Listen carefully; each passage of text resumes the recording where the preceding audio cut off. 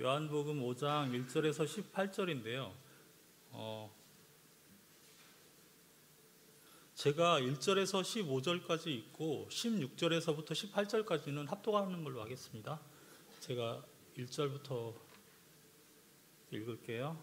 그 후에 유대인의 명절이 되어 예수께서 예루살렘에 올라가시니라.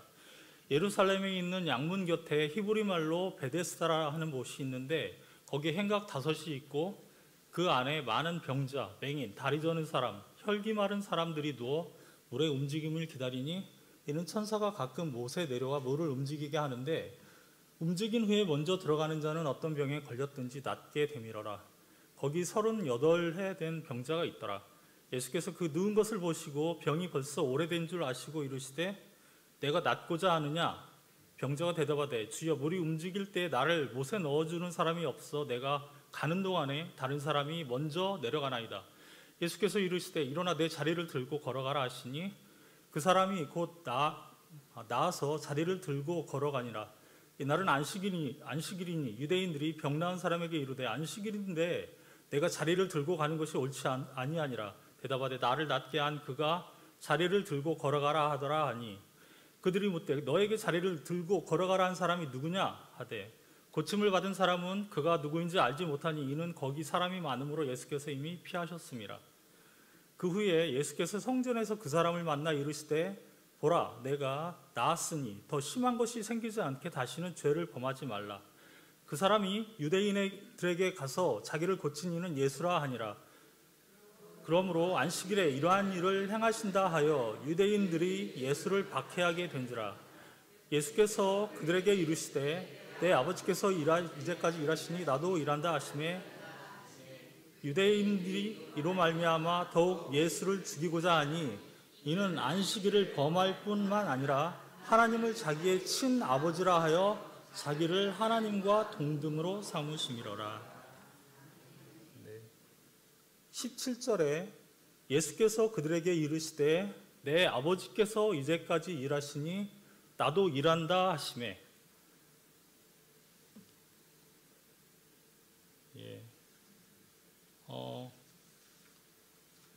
하나님이 존재하시는가? 하나님이 일하시는가? 라는 질문에 대해서 여러분 사람들은 어떤 대답을 내놓을까요?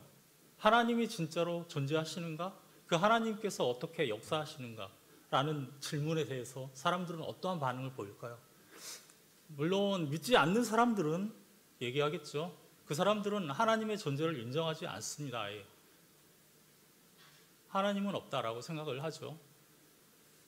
반면에 또 어떤 사람들은 하나님 내지는 어떤 절대적인 절대자, 세상을 주관하는 절대자가 있다는 것을 인정하는 사람들이 있어요. 하지만 그 하나님이 자기와 아무 상관이 없다라고 생각하는 사람들이 있어요. 하나님이 아시다는 건 인정하지만 그 하나님과 나와의 관계가 그 관계를 부정하는 사람들이 있는 거죠. 반면에 우리 예수님을 영접한 신자들은 어떠한 사람들입니까? 하나님이 존재하시고 그리고 그 하나님이 나와 인격적인 관계를 맺고 이 세상을 지금 이끌어가고 계시는 그러한 절대적인 존재시다. 하나님이 계실 뿐만 아니라 그 하나님이 나의 하나님이 되신다. 나와 친밀한 관계를 맺어가시는 그러한 하나님이다. 그렇게 고백하는 사람들이 신자들이죠. 예수님을 믿는 사람들이죠. 그러면 이러한 신자들은 항상 어떤 이러한 확신과 하나님과의 깊은 관계 속에서 살 수 있는 존재들일까요? 이 세상을 살면서. 신자들도 분명히 이러한 부분들에 대해서 회개하는 시간들이 분명히 옵니다. 예수님을 믿는 사람들도 이 세상에서 살다 보면 하나님이 진짜 계신가? 하나님이 정말 일하고 계신가? 이게 물론 아무리 믿음이 좋은 신자라도 이러한 의심 내지는 이러한 자기 믿음에 대한 믿음이 흔들리는 때가 언제든지 신자에게도 잘 찾아올 수 있다 이거죠. 잘 믿는 신자들에게도. 오늘 이러한 문제들에서 우리가 이런 상황 속에서 어떻게 이 문제를 그러면 바라볼 것인가, 이 문제를 어떻게 해결할 것인가, 그 문제를 한번 살펴보려고 합니다. 오늘 성경 본문을 통해서요. 오늘 성경 본문은 요한복음에서 예수님께서 38년 된 병자를 고치는 이야기입니다. 요한복음은 사복음서 중에서 예수님의 제자였던 사도 요한이 쓴 글입니다. 그리고 그 주제는 뭐냐면 한마디로 예수님이 약속된 하나님의 메시아이자 하나님의 아들이시다라는 것이에요. 그 주제는 예수님이 하나님의 아들이시고 약속된 메시아다라는 것이 요한복음에서 말하려고 하는 주제입니다. 그리고 그러면 그 구조는 어떻게 되어 있죠? 요한복음의 구조는 앞에서는 예수님이 행하신 7가지 표적이 나와요. 그리고 뒷부분에서는 이제 예수님께서 십자가에서 돌아가시기 전날 마지막에 제자들에게 설교한 부분, 그리고 실제로 고난 받으신 부분. 그 앞에는 표적이 나오고 예수님이 행하신 표적이 나오고 뒷부분에는 예수님이 고난 받으신 내용으로 구조가 되어 있습니다. 요한복음이. 그러면 앞에 나온 이 7가지 표적이 의미하는 것은 무엇이냐? 표적이라는 것은 단순히 그냥 예수님께서 어떤 병자들을 고치고 예수님께서 아주 놀라운 일을 행하셨다, 이런 데만 그치지 않고 그 놀라운 일을 일으키시는 예수님을 보면서 아, 저 사람이 하나님의 아들이구나 라고 이제 사람들이 인식할 수 있도록 그런 의미를 담아서 기적을 행하시는 것이 표적입니다. 표적과 기적은 다르게 생각하셔야 돼요. 물론 세상에도 기적은 많이 일어납니다, 지금. 그러나 이 성경에서 요한복음에서 말하고 있는 이 표적이라고 하는 것들은 그러한 기적적인 어떤 사건들을 통해서 거기에 어떤 의미가 담겨 있다는 거죠. 예수님이 저러한 일을 행하시는 것을 보면서 그것이 하나님의 아들이다라고 하는 것들, 그런 것들이 나타나죠. 요한복음 2장에서 맨 처음 행하신 것이 뭐냐면 가나의 혼인 잔치에서 예수님께서 물을 포도주로 바꾼 사건, 그렇죠? 그것이 이제 자신의 제자들이 자신을 믿게 하기 위해서 행하신 첫 번째 표적이다라고 얘기하고 있습니다.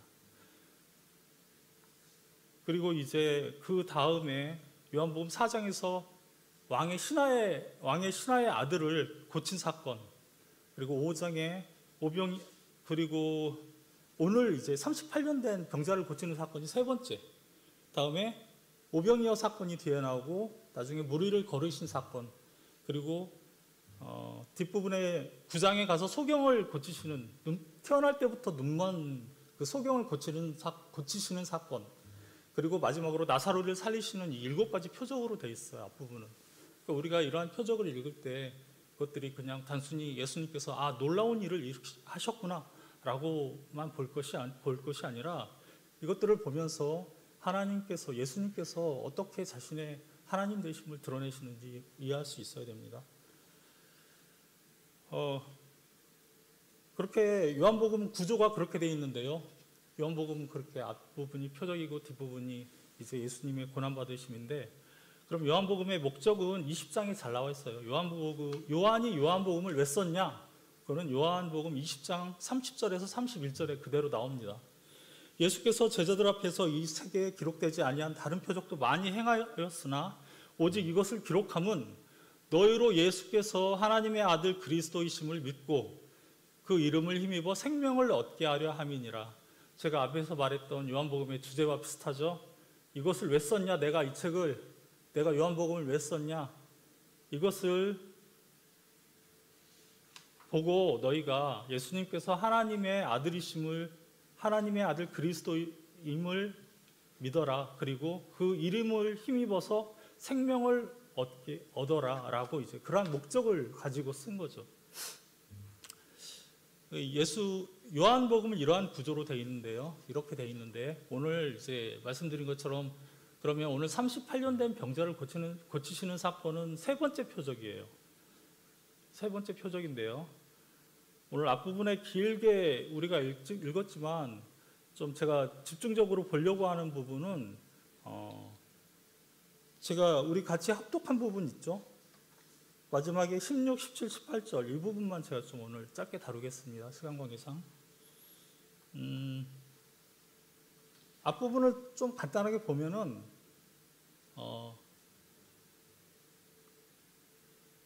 간단하게 하면 보겠습니다. 예수께서 유대인의 명절이 되어 예수께서 예루살렘에 올라가시니라. 그 예루살렘에 있는 양문 곁에 히브리 말로 베데스다라 하는 못이 있는데 거기에 행각 5이 있고 그 안에 많은 병자, 맹인, 다리 저는 사람, 혈기 마른 사람들이 누워 있었다. 이제 예루살렘이 하나의 어떤 성 외부에서의 공격을 막기 위해서 큰 성으로 이루어져 있죠. 큰 성으로 이루어져 있는데, 그러면 외부 사람들이 공격할 때는 성을 막기 위해서 이제 성벽을 쌓아놨지만 그 안에 사는 사람들이 출입하기 위해서는 문을 만들어 놔야 되는데 그 문이 여러 개 있는데 그 중에 한 개가 양문이라는 거죠. 그리고 이제 양문 곁에 베데스다라 하는 못이 있는데 거기 행각이 있고 거기에서 38년 된 병자가 많은 사람들이 이제 거기서 그 병 낫기를 기대하면서 거기에서 누워 있는데 그 중에 한 38년 동안 병자된 사람이라고 나와 있는데 어떠한 병에 걸려 있는지는 이 본문에 나와 있지 않습니다. 38해 된 병자가 있었다라고만 하는데 이제 거기서 예수께서 그 6절에 보면은 누운 것을 보시고 병이 벌써 오래된 것을 아시고 이르시되 내가 낫고자 하느냐. 병자가 대답하여 주여 물이 움직일 때에 나를 못에 넣어주는 사람이 없어 내가 가는 동안에 다른 사람이 먼저 내려가나이다. 결국 예수님께서 이렇게 38년 된 병자를 고쳐주시는 부분이 앞부분에서는 나오는데 9절을 보면은요, 그 사람이 곧 나와서 자리를 들고 걸어가니라. 이날은 안식일이니 유대인이 병 나은 사람에게 이르되 안식일인데 내가 자리를 들고 가는 것이 옳지 아니하니라. 이 병자한테 지금 하는 얘기입니다. 병자가 나음을 받았으니까 자리에서 일어났을 거 아니에요. 일어나서 자기의 자리를 들고 걸어가는데 안식일에는 그것마저도 금지되어 있다라고 이제 유대인들이 그 사람을 책망하는 거죠. 그러니까 이제 그 사람이 변명을 하죠. 대답하되 나를 낫게 한 그가 자리를 들고 걸어가라 했다라고 하니까 처음에는 그 사람이 이제 자기를 고쳐준 사람이 누군지 몰랐는데 나중에 예수님을 다시 만나고 나서 그 사람이 예수님이라는 것을 알고 나서 사람들에게, 유대인들에게 예수라고 밝히죠. 그러니까 이제 오늘 이제 유대인들이 와서 예수님에게 예수님에게 왜 안식일을 범하냐라고 지금 유대인들이 예수님이 안식일을 범한 거에 대해서 그들이 이제 공격을 하고 있는 거죠.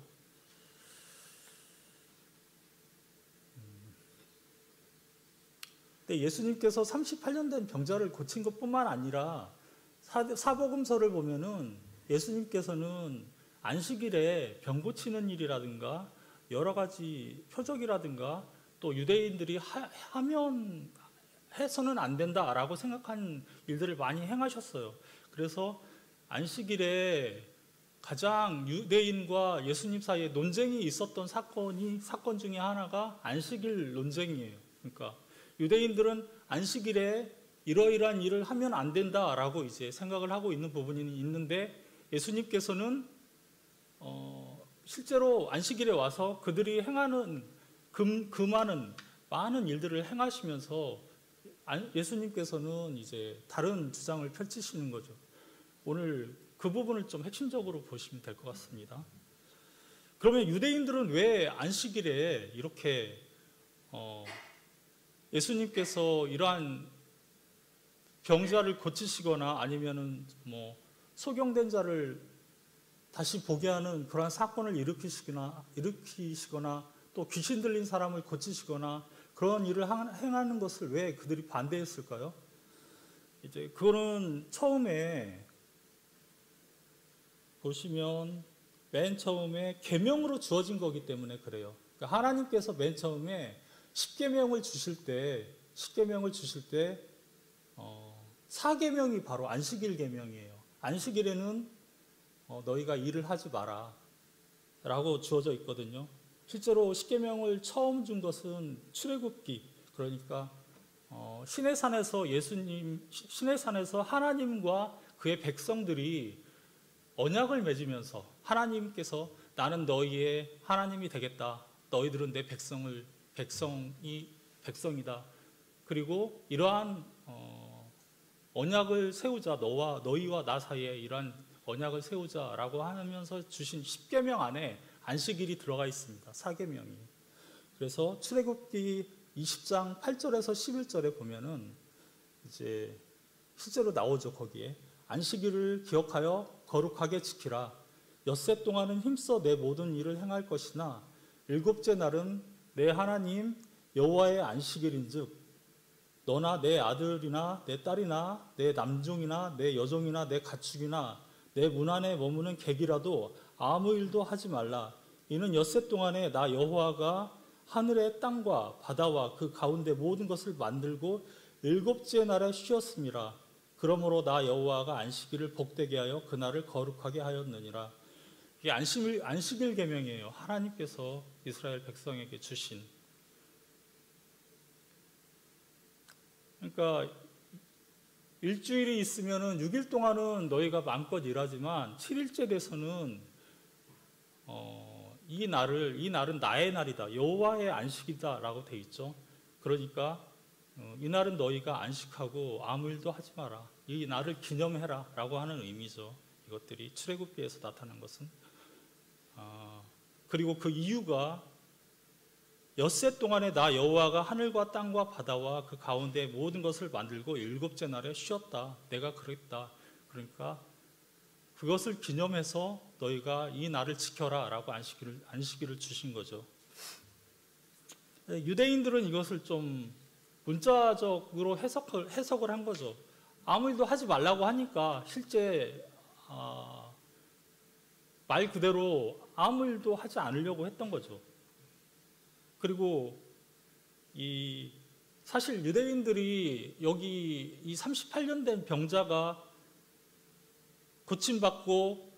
고침받았을 때 자리를 들고 일어나서 무엇을 옮기는 것들, 또 안식일에 해서는 안 되는 그런 여러 가지 항목들, 그런 것들은 십계명을 중심으로 한 하나님께서 율법으로 처음으로 주신 것들이 아니라 나중에 유대인들이 바벨론 포로에서 돌아와서 유대교가 형성되면서 그 사람들이 만든 어떤 나름대로의 계명들이라고 볼 수 있거든요. 그러니까 유대인들이 자신들의 조상들이 예전에 받았던 십계명을 약간은 확장시킨 부분, 자신들이 받았던 율법을 확장시킨 부분들이 분명히 이 안에 있거든요. 근데 하나님께서는 안식일을 주신 의미를 이제 출애굽기를 통해서뿐만 아니라 신명기를 통해서 주신 안식일의 계명을 십계명을 보면은 그 안식일의 의미가 변하고 있다는 것을 알 수 있어요. 그러니까 다시 말하면 안식일을 주신 이유가 뭔가 이제 구약 성경 전체를 통해서 살펴봐야 되는 거죠. 그러니까 십계명 계명은 구약에 2번 나옵니다. 한 번은 출애굽기, 그러니까 시내산에서 한 번 주시고 그 다음에 그 사람들이 광야에서 다 죽죠, 나중에. 그리고 나서 가나안 땅에 들어가기 전에, 신명기에서 가나안 땅에 들어가기 전에 다시 한번 모세가 그 가나안의 땅에 들어가기 전에 이스라엘의 2세대들에게 다시 한번 율법을 설명해 준 것이 신명기인데 거기에서 다시 한번 십계명을 주세요. 그런데 그 신명기에 나오는 십계명은 약간 다른데요. 어떠한 면에서 다르냐면 가장 다른 것이 이 안식일 계명에 대해서 다르게 설명을 하고 계세요. 그러니까 하나님께서는 처음에 출애굽기에서 주실 때는 이제 먼저 신명기를 한번 먼저 보죠. 신명기를 보면은요, 신명기 5장 12절에서 15절을 보면 내 하나님 여호와가 내게 명령한 대로 안식일을 지켜 거룩하게 하라. 엿새 동안은 힘써 내 모든 일을 행할 것이나 일곱째 날은 내 하나님 여호와의 안식일인즉 너나 내 아들이나 내 딸이나 내 남종이나 내 여종이나 내 소나 내 낙이나 내 모든 가축이나 내 문 안에 유하는 객이라도 아무 일도 하지 못하게 하고 내 남종이나 내 여종에게 너같이 안식하게 할지니라. 이 부분은 비슷합니다. 이 부분을 한번 보세요. 너는 기억하라. 내가 애굽 땅에서 종이 되었더니 내 하나님 여호와가 강한 손과 편 팔로 거기서 너를 인도하여 내었나니 그러므로 내 하나님 여호와가 내게 명령하여 안식일을 지키라 하느니라. 왜 안식일을 지키라 하셨다고요? 내가 애굽 땅에서 종이 되었더니 내 하나님 여호와가 강한 팔과 편 팔로 거기서 너를 인도하여 내었다. 그러니까 그것을 기념해서 안식일을 지켜라. 출애굽기에서 주실 때는 분명히 뭐라고 하셨습니까? 내가 세상을 창조하고 7일째 쉬었다. 그래서 그것을 기념해서 안식일을 지켜라. 그러니까 창조를 기념하는 날로서 안식일을 주셨다면 신명기에서 주시는 안식일은 무슨 의미냐면 내가 너희를 애굽 땅에서 인도해냈다. 애굽 땅에서 인도해냈다는 것은 그 사람들을 이스라엘 백성을 구속했다, 구원해냈다는 의미거든요. 그래서 이것은 어떤 구속을 기념하는 의미로서 안식일을 주셨다고 보시면 돼요. 사실 이 안식일에 대한 계명은 이렇게 구약을 통해서 변해가고 있다고 보시면 돼요. 하나님의 약속은 변하지 않습니다. 하나님이 한번 약속하시는 건 변하지 않아요. 그러나 그것은 시대를 따라서 맨 처음에 아브라함에게 주셨던 그 약속이 그 아들에게 와서 아브라함에게 맨 처음에 주셨던 그 약속이 그 아들 내지는 그 자손 때에 오면서 계속 그 갱신되는 형태로서 우리에게 오잖아요. 맨 처음에 이제 하나님께서 맨 처음에 사실 언약을 하신 것은 아담에게 맨 처음에 하셨죠. 아담에게 맨 처음에 아담이 범죄한 이후에 곧바로 아담에게 여자의 후손이 뱀에게 사실 그 한 말을 통해서 아담에게 이제 간접적으로 주신 거라고 볼 수 있죠. 그래서 아담이 죄를 지어서 세상이 이렇게 타락하게 됐지만 내가 다시 구속하겠다라고 하는 어떤 하나의 원복음의 형태로서 주어졌다면 이제 아브라함의 시대에 와서는 아브라함에게 너를 통하여서 세상이 모든 민족이 복을 받게 하겠다라고 하는 형태로서 이제 다시 주어지고, 그게 또 모세 시대에 와가지고는 모세를 통해서는 그게 율법의 형태로 주어지고, 그 다음에 또 나중에 노아 시대에 와가지고 노아 시대에 또 다르게 주어지고, 노아가 먼저죠. 노아에게 주신 또 율법이 있고 언약이 있고, 다음에 아브라함에게 주신 언약이 있고, 그 다음에 이제 다윗에게 주신 언약이 있고, 이렇게 계속 하나님의 약속이 우리에게 그 약속 그 자체의 본질은 변하지 않지만 그것이 점점 업데이트되는 그러한 개념으로 우리에게 온다는 것을 이해를 해야 됩니다. 그래서 이 안식일 논쟁, 본질적으로 다시 처음으로 돌아가면 예수님하고 유대인들 간의 이 안식일 논쟁은 예수님께서는 안식일을 뭐라고 얘기하고 있냐면은 내가 18절에 실제로 이제 17절에 보면은 유대인들이 그렇게 예수님을 안식에 이러한 일을 행한다 하여 유대인들이 예수를 박해하게 되지라 16절에 말하고 있죠. 그러니까 17절에 예수님께서 뭐라고 하시냐면 예수께서 그들에게 이르시되 내 아버지께서 이제까지 일하시니 나도 일한다 하시매 라고 돼 있어요. 이 부분은 예수께서 그들에게 이르시되 내 아버지께서 이제까지 일하시니 라고 할 때 내 아버지라는 표현은 그냥 우리 보통 성도들이 하나님 아버지라고 하는 그러한 아버지와의 관계가 아니라 여기서는 독특한 예수님과 하나님과의 독특한 관계를 지금 나타내고 있는 겁니다. 그러니까 보통 우리가 사도신경에서 그 외아들 주 예수 그리스도라고 고백을 하지 않습니까? 그러면 예수님은 하나님의 외아들이죠. 독생자죠. 그런데 그것은 그냥 하나님의 아들이다 그런 의미가 아니라 아들이면서도 하나님과 본질상 동등한 하나님이다. 그러니까 삼위일체로서 성자를 얘기하고 있는 거예요. 하나님은 아버지 되시고 예수님은 아들 되지만 예수님도 하나님이시고 하나님도 하나님이신 거죠. 그렇게 성부, 성령 하나님도 하나님이신 것처럼 지금 그 관계를 얘기하고 있는 거죠. 그러니까 다시 말하면 내가 하나님이다. 결국 그 얘기입니다.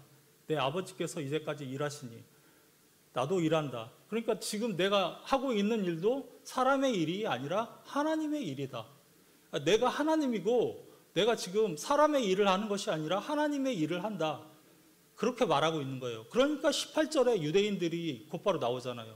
18절에 유대인들이 이로 말미암아 예수를 더욱 죽이고자 하니 이는 안식일을 범할 뿐만 아니라 하나님을 자기의 친아버지라 하여 자기를 하나님과 동등으로 삼으심이로라. 18절을 보면 17절에서 예수님이 무슨 말을 의미하시는지 알 수가 있죠. 이것을 보면은 유대인들은 이렇게 예수님의 말씀에 대해서 이제 이해를 못하고 이 부분에 대해서 안식일을 문자적으로 지키려고 했다고 본다면 예수님께서는 하나님으로서 자기 자신이 하나님으로서 하나님으로서 이 세상에 오셨기 때문에 하나님께서 처음에 의도하셨던 그 안식일의 본질을 지금 예수님께서 이루신다고 보시면 됩니다.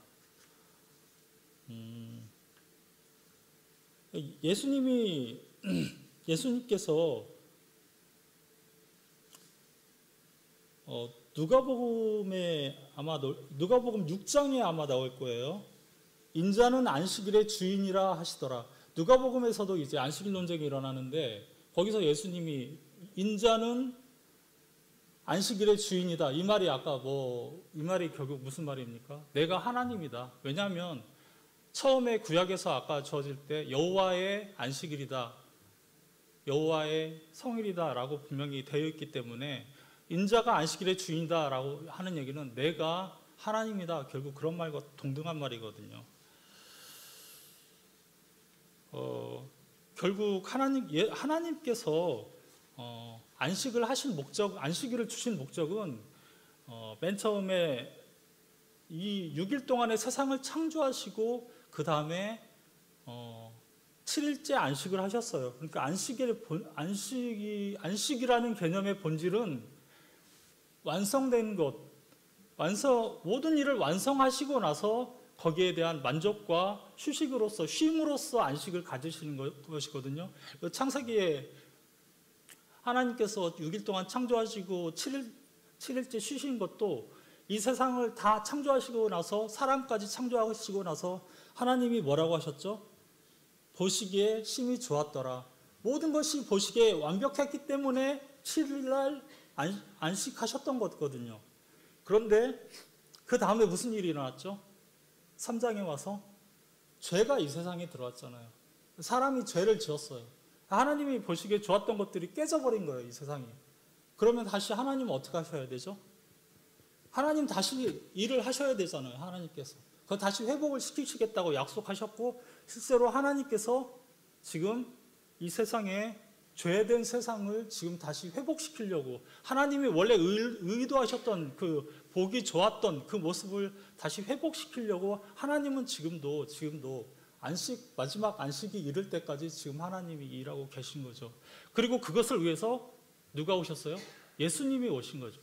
예수님이 오셔서 그 마지막 완성을 이루려고 이제 오셔서 안식일에 병자를 고치고, 사실 병자를 고치고 귀신이 떠나가게 하고 여러 가지 이적을 일으키고 하는 것 자체가 어떤 하나님의 통치, 예수님의 통치, 혹은 이 죄로 물든 이 세상이 회복되는 그러한 사건들이거든요. 그래서 결론적으로 말씀드리면 하나님께서 7일째 안식하셨지만 안식하신다고 말씀하셨지만 이제 신약에 와가지고 계속 이것이 논쟁이 되는 것은 유대인들은 이제 하나님이 7일째 안식하셨다고 하니까 무조건 안식하려고 하는데 하나님 입장에서 보면은 이 세상이 죄로 인해 깨진 세상이기 때문에 하나님이 다시 계속 일하실 수밖에 없는 상황이 된 거죠, 지금. 그리고 예수님께서 오셔서 지금 일하시는 거고, 마지막 안식은 언제 옵니까? 마지막 안식은 이제 예수님께서 재림하시는 그 마지막 날에 다시 오시는 그 마지막 안식이 이루어지는 거죠. 그래서 안식의 개념을 이렇게 창세기에서 말하고 있는 안식일의 개념을 먼저 가지고 와서 잘 이해를 한 다음에 그 다음에 출애굽기에서 말하고 있는 창조 기념일로서의 안식일, 그리고 신명기에서 말하고 있는 구속의 기념일로서의 안식일, 그러니까 구약에서 구속의 기념일로 준 것은 하나의 모형입니다. 이스라엘 백성을 구속하신 것처럼 신약에 와가지고 하나님의 백성들이 구속되는 그러한 일이 있을 것이다 라고 하는 그러한 약속이죠. 그리고 실제로 신약에 와서 예수님께서 그러한 안식을 이루셨고, 그런데 그러한 안식을 예수님께서 안식을 이루시려고 이제 일으키시는 여러 가지 사건들에 대해서 유대인들은 거기에 대해서 율법의 잣대로서 이제 그것을 보고 논쟁을 계속 일으키는 거죠. 그래서 오늘 과연 하나님께서 일하시는가 하는 부분에 대해서 처음에 제가 서두에서 말씀을 드렸는데, 그럼 신자들이 아까 처음 말씀드린 것처럼 신자들이 그러면 하나님께서 과연 일하시는가, 그리고 그 일하시는 하나님이 나에게 나와 내가 진짜 그 하나님과 친밀한 관계를 맺고 그 친밀한 관계 안에서 내가 평안을 누리고 있는가라고 하는 부분에 대해서는 이렇게 창세기에서부터 요한복음까지 흘러가는 이 안식일의 개념을 보시면서 그 하나님께서 어떻게 일하시고 있는지 과거를 한번 돌아보세요. 창세기는 3,500년 전에 지금으로부터 예수님이 오시기 지금으로부터 3,500년 전, 1,500년, 예수님 오시기 전에 1,500년 정도의 창세기가 쓰여졌기 때문에 그때 하나님께서 처음 세상을 창조하시고 그때 안식일이라는 개념을 우리에게 주셨던 것이 지금 예수님의 시대에 와가지고 그것이 예수님이 오셔서 우리에게 구속의 그러한 십자가에서 죽으시는 사건으로 인해서 우리에게 구속을 허락하셨고, 그 다음에 지금도 그 사건은 지금 계속 흘러가고 있는 거예요. 지금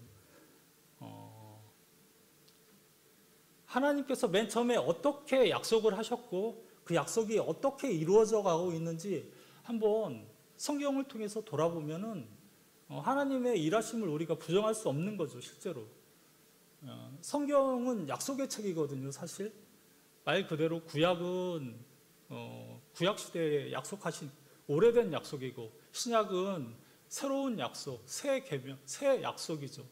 그러니까 약속으로 가득 찬 것이기 때문에, 약속으로 가득 찬 책이기 때문에 하나님이 처음에 어떻게 약속을 하셨고 세상에 3,500년이라는 이 여태까지 기간이 3,500년입니다. 앞으로 마지막 날까지 얼마나 더 시간이 지날지는 몰라요.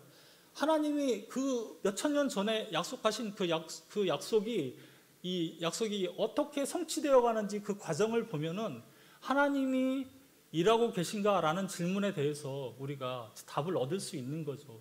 하나님이 맨 처음에 그렇게 하시겠다고 말씀하셨는데 지금 그 역사를 통해서 쭉 흘러가는 걸 보면은 실제로 그 일이 일어나고 있거든요. 그럼 우리가 하나님을 인정하지 않을 수가 없는 거죠. 그리고 이제 앞으로 또 하나님께서 이루실 일에 대해서 우리가 소망을 가질 수 있게 되는 거죠. 맨 처음에 말씀드린 것처럼 신자의 어떤 소망은 여기에서 바로 나오는 겁니다. 하나님의 약속을 우리가 바라보고 그 약속이 어떻게 이루어져 가는지 우리가 성경을 통해서 살펴볼 때 하나님께서 일하신다는 사실에 대해서 우리는 결코 부정할 수가 없습니다. 이거는 하나님이 인간을 구속하시는 이 약속의 이야기뿐만 아니라 우리가 성경을 읽으면서 하나님은 우리에게 개인적으로도 약속을 해주세요. 약속을 주십니다. 약속의 말씀이라고 하죠. 우리가 성경을 깊이 상고하고 읽으면서 하나님의 약속을 우리가 개인적으로 받을 수 있어요. 그런데 나의 인생을 통해서 그 약속이 어떻게 이루어져 가는지, 하나님께서 주신 그 약속이 어떻게 이루어져 가는지 한번 쫙 인생을 통해서 살펴보면 내가 아무리 오래 살았건, 내가 아무리 짧게 살았건 자신의 인생을 통해서 하나님이 무슨 약속을 주셨고 어떻게 이루어 가시고 있는지 그것을 한번 과거를 한번 잘 살펴보세요. 자기가 맨 처음에 하나님을 어떻게 만났는지, 어떠한 약속들을 주셨는지 생각해 볼 때에 우리가 하나님의 일하심을 부정할 수가 없는 거죠. 때로 우리의 믿음이 약해져서 우리가 시험에 들 때가 있습니다. 하나님이 과연 계시는가? 하나님이 과연 진짜 나를 위해서 일하시는가? 나에게 주셨던 약속들 지금 하나님이 어떻게, 내가 제대로 그 약속 내가 받은 건가? 내가 지금 뭐 잘못된 것을 지금 바라보고 있지는 않은 건가? 라고 할 때 우리가 기억해야 될 것은 하나님이 과거에 우리에게 어떻게 행하셨고 지금 어떠한 일들을 이루셨는지, 하나님이 과거에 어떠한 약속의 말씀들을 주셨고 지금 어떻게 이루어가고 있는지 쭉 그것을 보는 거죠. 오늘 안식의 개념을 통해서 하나님이 맨 처음에 어떻게 약속하셨고 어떻게 역사를 통해서 예수님이 그 안식의 개념을 지금 이어가고 있고 마지막 날에 안식이 계속될 때까지 그러한 일이 일어나는지를 봤는데요. 이것을 개인적인 차원에서 깊게 묵상을 해보시면, 적용을 해보시면 제가 아까 맨 처음에 말씀드린 신자들의 삶 속에서 어떻게 하나님의 일하심을 확신할 수 있고 그 하나님과의 깊은 관계 속에 들어갈 수 있는지 여러분이 해답을 찾을 수 있을 거라고 믿습니다. 하나님을 단순히 아는 것만으로는 분명히 우리가 거기에서 끝내면 안 됩니다. 성경을 통해서 하나님을 배워야 합니다. 배워야 하는데 하나님을 아는 그 하나님을 나의 하나님으로 내가 고백할 수 있어야 돼요. 그 하나님과 깊은 관계를 맺을 수 있어야 돼요. 하나님에 대해서 아무리 많이 알아도 성경 말씀을 공부해도 그것만으로는 부족하고 우리가 그 말씀이 나의 것으로 되도록 만들어야 됩니다. 하나님과의 관계를 가져야 되는 거죠. 그것은 이제 말씀과 그것은 기도를 통해서 가능해요. 그래서 하나님께서 우리에게 은혜를 주시는 그 두 개의 큰 이 축, 두 개의 기둥은 하나는 말씀이고 하나는 기도라고 보시면 됩니다. 우리가 말씀을 통해서, 성경 말씀을 통해서 나에게 주시는 약속을 받고 일하시는 하나님을 바라보고 여기에 대한 지식이 내 머리에 쌓이고 우리가 또 기도를 통해서 그 머리에 쌓인 지식들이 나의 영혼 안으로 들어오고 하나님과의 깊은 교제 안으로 들어갈 수 있는 것처럼 이러한 약속의 말씀을 우리가 기억하고 자기가 개인적으로 받은 약속의 말씀들이 있다면 이것들을 통해서 맨 처음에 제가 제기한 그 그리스도인에게 올 수 있는 시험들, 의심들, 어떤 특별히 이러한 시험들은 자기에게 어려운 일, 자기가 용납할 수 없는 현실의 어려움 속에서 많이 있을 수 있는데 이러한 어려움들을 어떻게 극복해 나갈 수 있는지 해답을 줄 수 있을 거라고 믿습니다. 이러한 하나님의 약속을 가슴에 품고 하나님을 알아가면서 기도하시면서 오늘 하루를 살아가시는 여러분이 되기를 주님의 이름으로 축원합니다. 기도하겠습니다. 하나님 아버지 감사합니다. 저희가 오늘 또 이 안식의 개념을 통하여서 주님 어떻게 하나님이 일하시는지, 하나님이 어떻게 약속하시고 세상을 통하여서 역사를 통하여서 주님 그 약속을 이루어 가시는지 우리가 다시 돌아봤습니다. 주님, 이것이 그냥 말씀으로 끝나지 않고 저희 안에 깊은 생명의 역사로서 저희 안에 들어올 수 있도록 이 지식이 우리 안에서 정말 하나님을 바라보면서 하나님과의 특별한 관계를 맺을 수 있는 그러한 말씀으로 자리 잡을 수 있도록 도와주시옵소서. 하나님께서 우리에게 은혜를 주시면 우리가 세상을 이길 수 있는 힘을 분명히 받을 수 있으리라 믿습니다.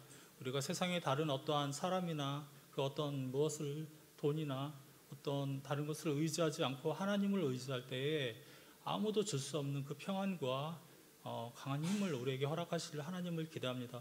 모든 말씀 주 예수 그리스도의 이름으로 기도합니다.